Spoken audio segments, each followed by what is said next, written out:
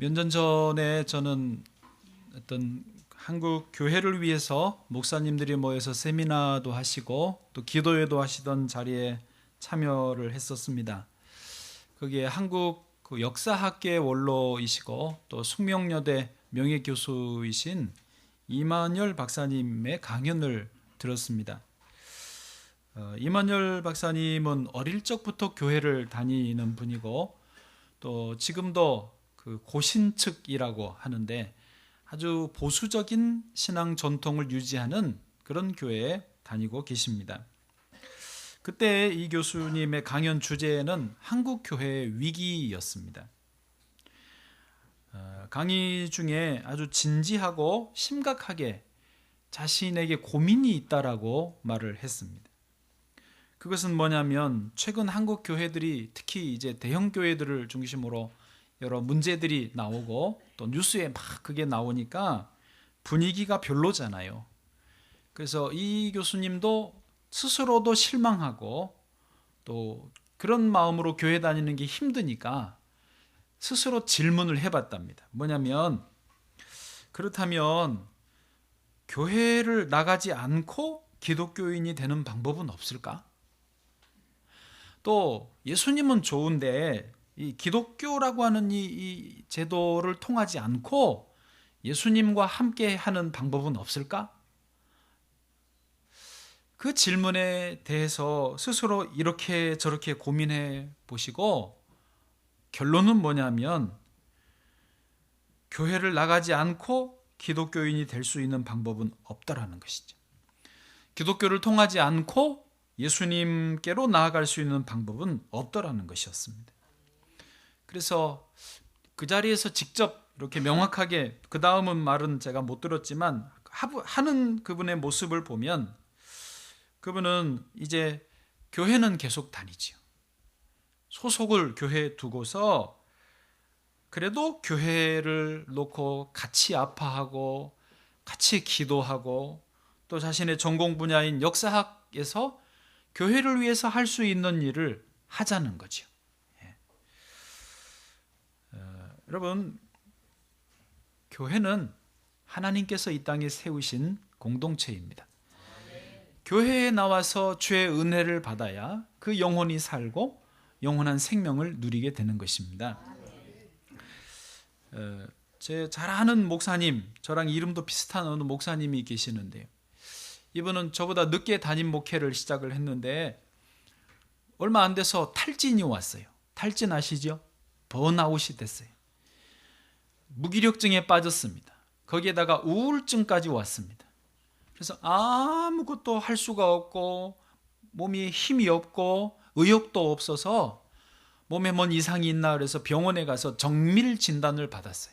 머리에서 발끝까지 MRI 찍고 엑스레이 찍고 내시경 검사하고 모든 검사를 다 했는데 이상 없음.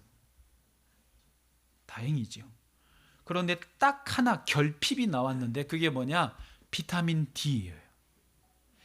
비타민 D는요, 음식으로 섭취할 수 있는 게 한 20% 정도 되고요. 나머지 80%는 나가서 햇볕을 봐야 섭취가 된대요. 그런데 이분이 그렇게 놓고 다시 되짚어 보니까 자기 목양실을 좀 구조를 바꾸면서 창문을 다 막아버렸대요. 햇볕이 안 들어오는 구조였다는 거죠. 그리고 시작하는 단계니까 열심히 특심이어가지고 새벽 설교 준비도 막 3시간씩 4시간씩 하고 주일 설교 뭐 성경 공부 모든 설교 준비 열심히 하면서 또 기도하면서 밖에를 나와보지를 않았던 거예요. 자기도 모르게 햇볕을 못 받고 비타민 D가 결핍인데 그게 탈진으로 우울감으로 무기력감으로 왔다라는 것입니다.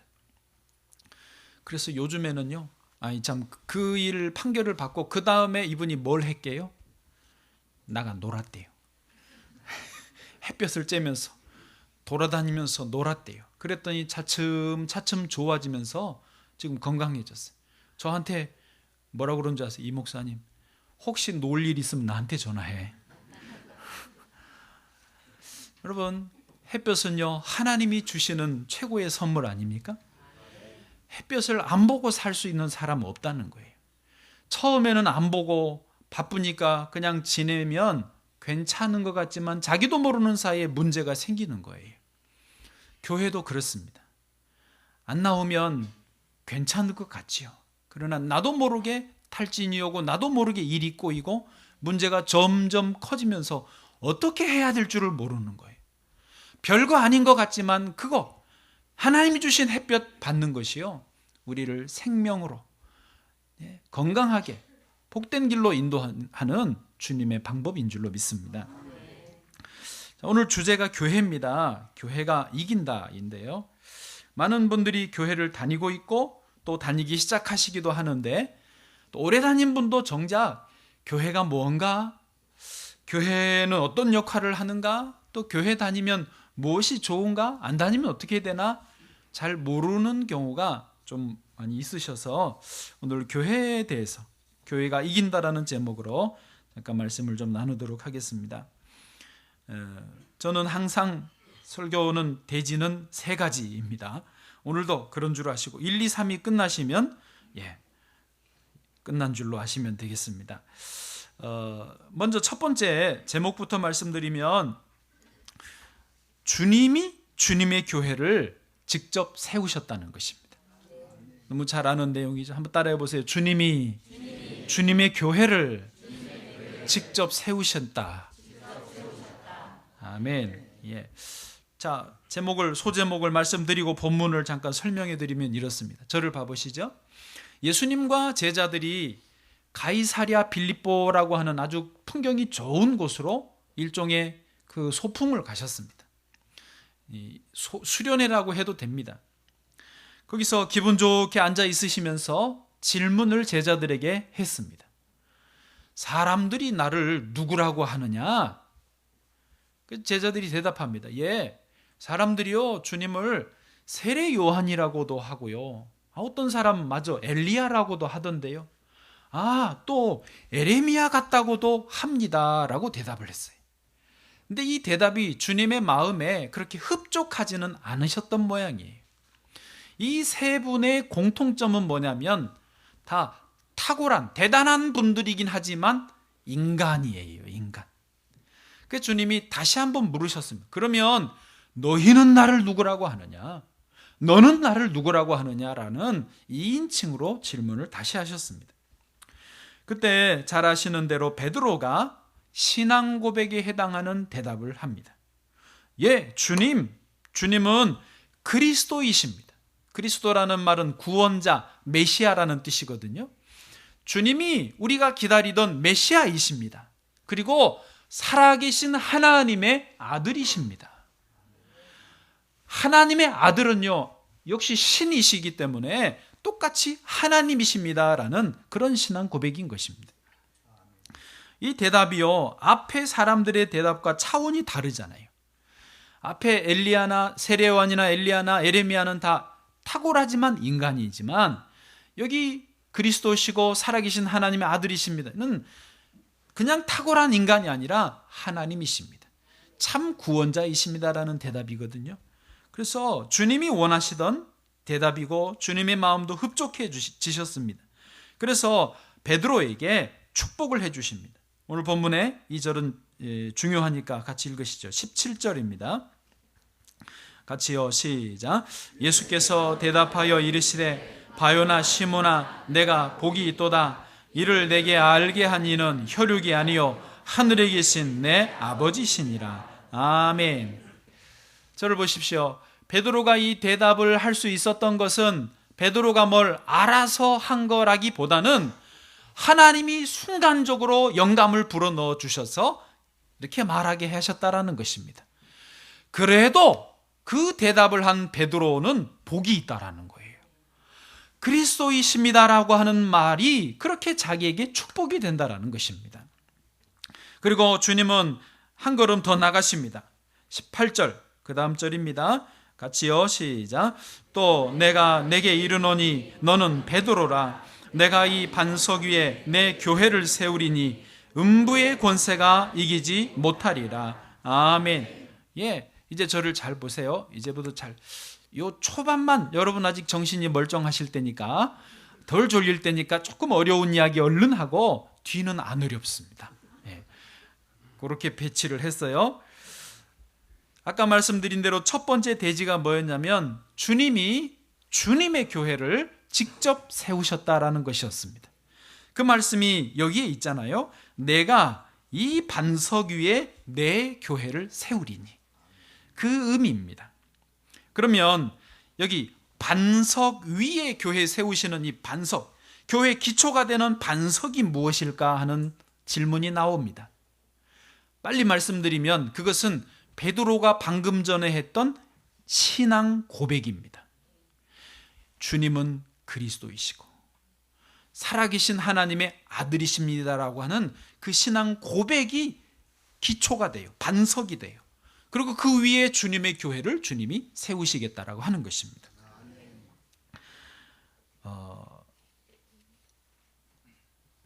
예수님이 그리스도로 인정되고 받아들여지는 그 사람들을 위해서 예수님은 참 그리스도의 길을 가셨습니다.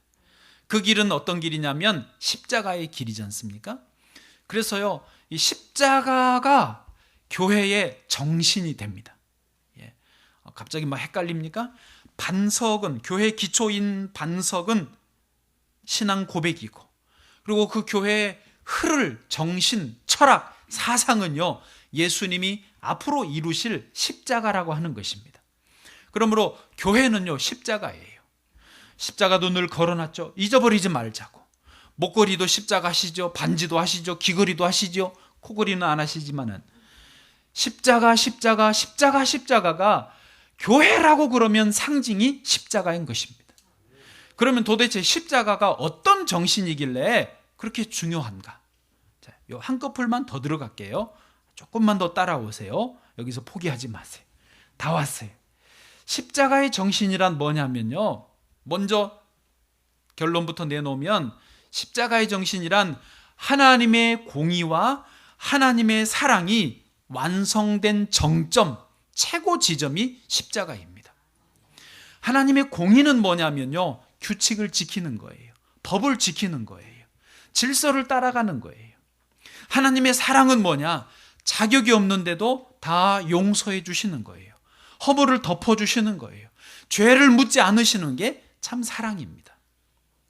여러분, 예수님이 십자가에 달려 돌아가실 때에 우리의 죄에 대한 대가를 예수님이 대신 받아주셨어요. 십자가에 돌아가신 거 아닙니까? 그래서 죄의 값을 치르는 거, 그게 공의가 완성된 거예요. 그런데 우리가 죄 지은 거를 우리가 값을 치러야 되는데 우리에게 묻지 않고 예수님이 다 치러주신 것이 우리를 향하신 사랑인 거예요. 예. 그래서 십자가에 하나님의 공의와 하나님의 사랑이 완성되었다라고 하는 것입니다. 자, 그러면요, 이제부터는 어렵지 않습니다. 주무시고 싶어도 안 졸릴 거예요. 교회는요, 모일 때마다 이 십자가 정신, 즉 하나님의 공의와 하나님의 사랑이 다 표현되어야 됩니다. 동시에 나타나야 돼요. 예배 때도 하나님의 공의, 하나님의 사랑. 교회 학교도 지금 모이고 있을 텐데 거기에 하나님의 공의와 하나님의 사랑. 성가대에도, 구역 모임에도, 선교회에도, 어디에서든 정도의 현장에서도 하나님의 공의와 사랑이 같이 나타나야 돼요. 가정에서도요, 자녀를 기를 때 엄격하게 규칙을 지켜라, 뭐 몇 시에 밥 먹어라, 어떻게 옷을 입어라, 양말은 벗어서 어디다 넣어라, 이게 규칙이면 공의잖아요. 그런데 그렇게 못하면 어떻게 해요? 너 집 나가, 내 자식 아니야, 그러는 분 없잖아요. 이거 좀 말 좀 들어, 좀 똑바로 해라, 그러면서도 그걸 받아주는 게 가정 아닙니까? 그게 사랑이에요, 사랑이. 그래서 공의와 사랑이 동시에 충족되는 자리가 십자가 정신이 있는 자리라는 것입니다. 하나 더 예를 들고 싶은데, 제가 잘 아는 또 다른 목사님이 계세요. 아까 탈진하신 목사님 말고, 이분은 탈진 안 하실 분입니다. 아주 센 목회를 하신 분인데, 성도들이 규칙을, 말씀에 어긋나는 일을 하면 책망을 바로 하시는 분입니다. 센 목회를 한다니까요. 특별히 예배 시간에 늦게 오는, 지각하는 분들을 못 봐주는 분입니다. 이분의 주장은 뭐냐면, 어떻게 하나님께 예배드리러 오는데 늦게 올 수 있느냐? 대통령을 만나러 가도 대통령 만나러 가봐라고 벌써 3시간 전에는 가야 된다는 거예요. 그 엑스레이 검사하고 신분 조회하고 만나면 어떻게 해야 되는지 뭘 하면 안 되는지 다 훈련받고 대통령을 만나러 가는데 하나님을 만나는데 어떻게 늦느냐는 거예요. 맞는 말이잖아요. 찔리지 마세요. 늦게 오시는 분들 오늘 결론을 들어보면 알아요. 그래서 어느 날 선포를 했답니다. 다음 주일부터 예배 시간 딱 시작하면 뒷문을 걸어 잠그겠다고 그랬대요. 몇 분은 빨리 왔는데 몇 분은 설마 그러고는 늦게 왔는데 진짜로 문을 걸어 잠가버렸어요. 그래서 제가 그 말을 듣고 궁금해가지고 그래서 그분들은 어떻게 했나요? 밖에 로비에서 문 밖에서 예배 드렸나요? 아니 어디 하나님께 예배를 드리는데 문 밖에서 예배를 드리냐? 다 집으로 가라고 그랬다고. 모니터도 아니고 문 밖에도 아니고 뭐 좀 약간 경고성으로 하다가 나중에 5분 뒤에 문 열어준 것도 아니고 그냥 다 집으로 쫓아 보내버렸대요. 우와, 말이야 맞죠? 어떻게 하나님께 문 밖에서 예배를 드리느냐고. 그 말은 맞다니까요. 그래서 제가 이렇게 황당해서 쳐다보니까 그 덕택에 몇 가정은 시험 들어서 다른 교회 갔대요.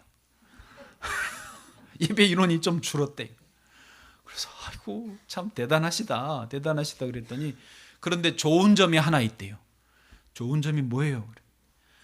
아무도 예배 시간에 안 늦는데. 어차피 원래 상습적으로 늦는 분들은 다른 교회 가버렸고 왔다리 갔다 하는 분들은 정신 차리고 일찍 오니까 예배 시간 딱 되면 다 앉아 있대요. 그래서 아주 예배 시간이 정리가 잘 되고 분위기가 좋아졌다고 좋아하시더라고. 아멘. 네. 여러분 이것에 대해서 어떻게 생각하십니까?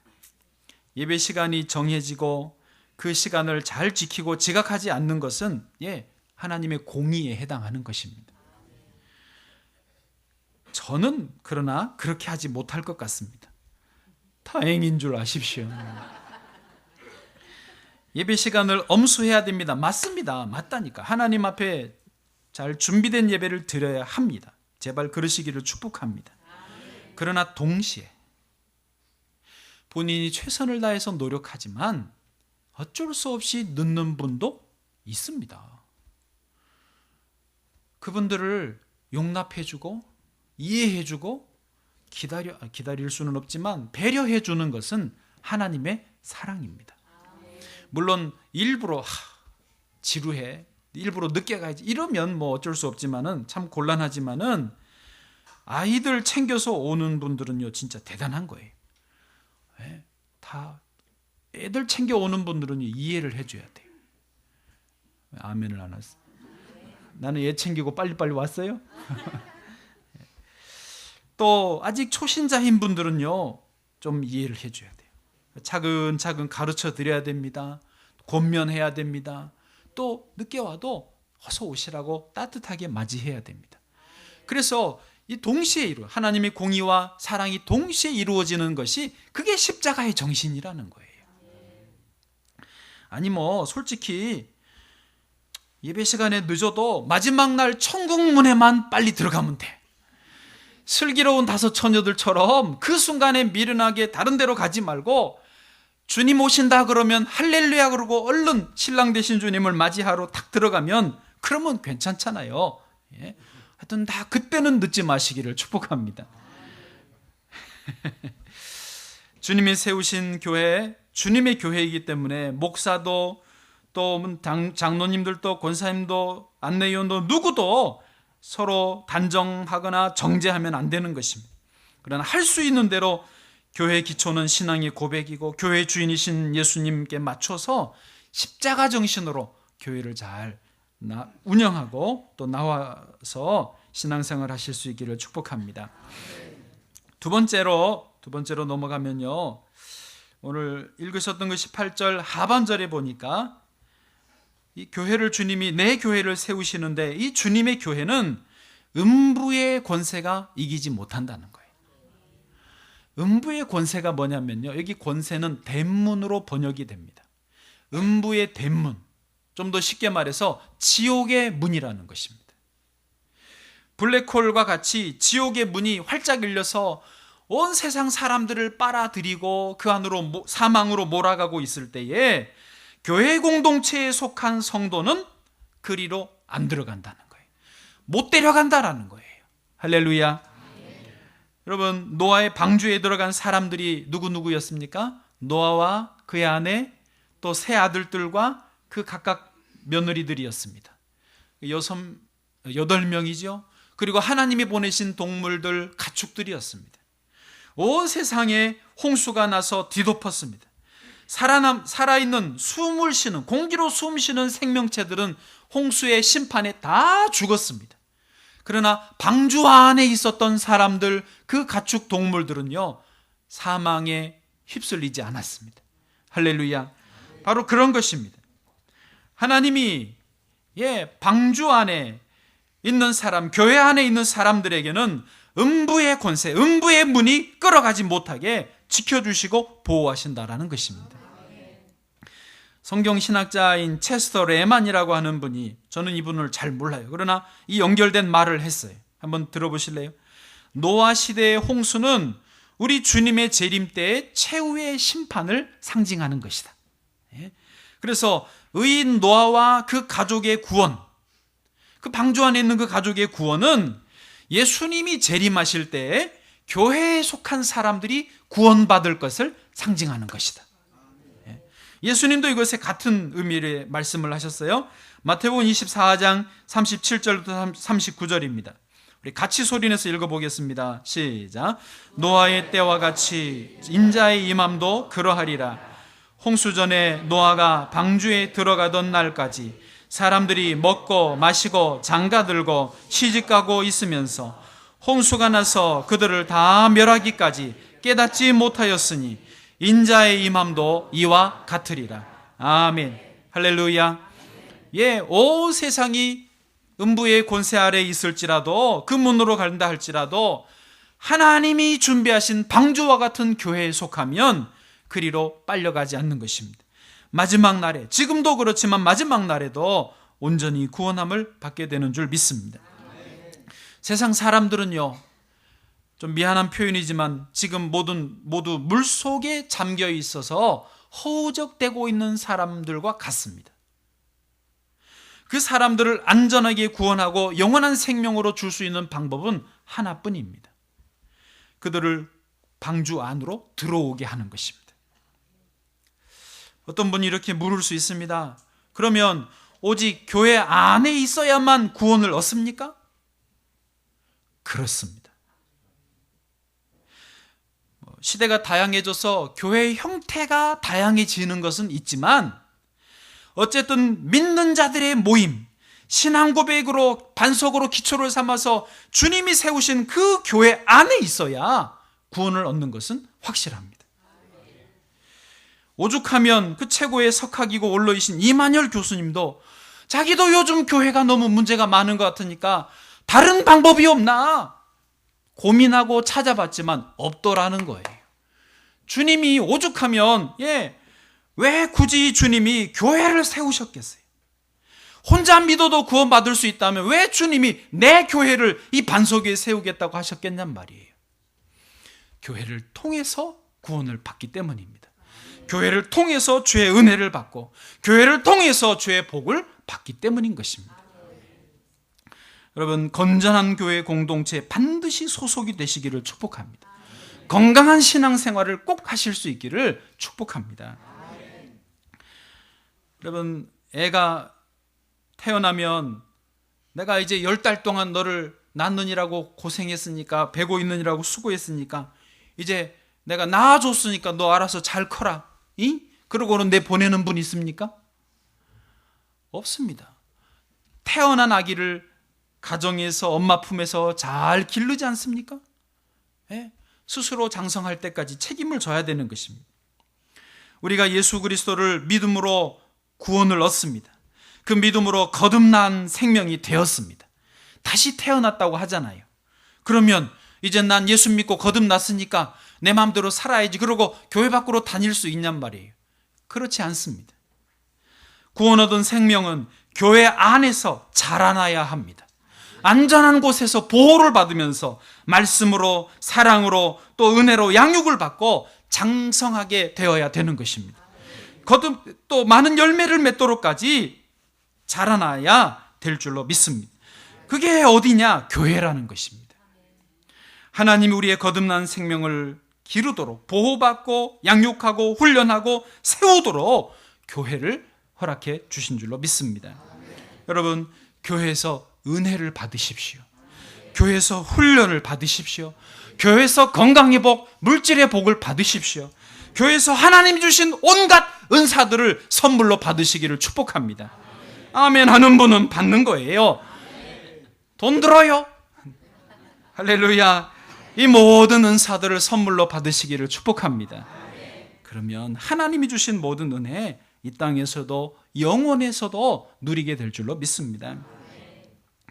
음부의 권세는요, 우리의 영혼과 인생을 끊임없이 사망으로 끌어갑니다.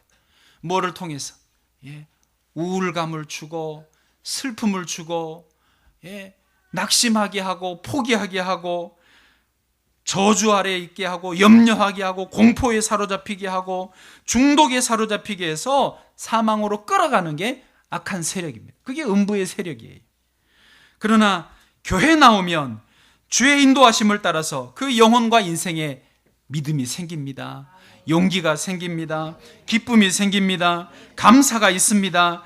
아멘을 하시면 좋습니다. 희망이 있습니다. 사랑이 있습니다. 지혜를 주시고 담대함과 건강과 이제 한꺼번에 자유함을 누리게 하시는 그 축복이 교회에 나올 때 있다라고 하는 것입니다. 그래서요, 교회 다니는 분들에게 하나님이 버스를 3대 선물로 주신다고 했어요. 들어봤어요? 버스 3대. 첫 번째 버스, 깃버스. 그냥 깃버스 아니고 죄송합니다. 깃버스를 선물로 주시는 거예요. 왜? 교회에 나오면 주님이 기쁨을 주시는 거예요. 따라해 보세요. 깃버스. 깃버스. 주님이 주신 은혜예요. 어디서 이 기쁨을 얻겠어요? 두 번째로 주시는 버스, 바버스. 교회 나오면 사실 바빠집니다. 사실 이 시간에도 좀 늘어져 있으실 수 있잖아요. 그런데 바쁘게 주일날 아침에 챙겨 나와야 됩니다. 또 평소에도 새벽기도 다니시는 분, 구역예배 모이는 분, 또 전도하는 분, 수요예배, 금요예배 바빠요. 또 혼자 있어도 기도해야죠. 성경 읽어야죠. 묵상해야죠. 암송해야죠. 제자훈련해야죠. 바쁘다니까요. 하도 바빠서 죄 지을 틈이 없어. 하도 바빠서 늙을 틈이 없어. 우울할 틈도 없고요. 슬퍼할 겨를도 없어요. 돈 쓸 틈도 없어서 돈이 쌓인다니까요. 할렐루야. 바쁜 게 좋습니다.